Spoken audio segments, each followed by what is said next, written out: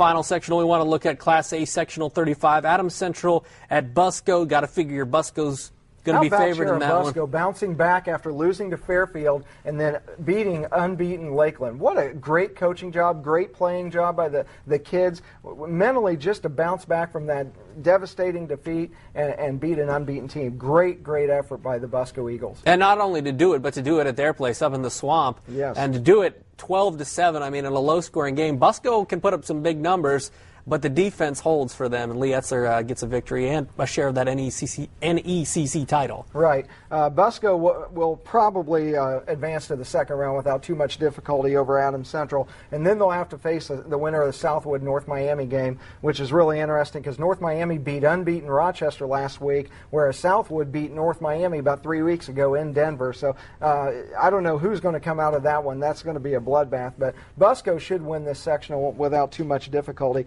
But the South Adams Southern Wells game is going to be phenomenal as well, and Southern Wells will have a say in who comes out of that sectional as well. Yeah, Southern Wells, especially a tough place to play in the playoffs. You're talking about a first-round game at South Adams. That should be kind of a slugfest because South Adams has won some games where that have opened some eyes throughout the season. South Adams plays a tougher schedule than most people give them credit for, and that prepares them for games just like this. Last week, they fall to Southern Wells, but only by 7. So really, one play here or there could have gone the either way, and then they have to turn around and play each other again 7 days later. So no love lost between those schools. It's going to be another slugfest, and Southern Wells being at home probably has a slight advantage, but really you can draw out of a hat as to who wins that game.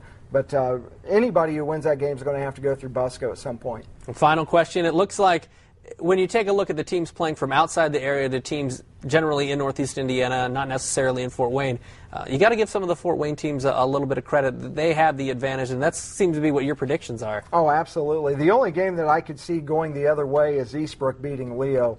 As much as I love Leo, I picked them to win the ACAC at the beginning of the year. They've been phenomenal. But I'm telling you, Eastbrook is the real deal, and so that's going to be a really hard task for Leo to pull out. But I look for, and Delta could also beat Fort Wayne Southside as well if they don't show up and play well. But I look for Fort Wayne Southside to upset Delta, and I look for Eastbrook to upset Leo. All right, great stuff from Tom Davis of the News Sentinel. I'm Glenn Marini, and thanks for logging on to Wayne.com.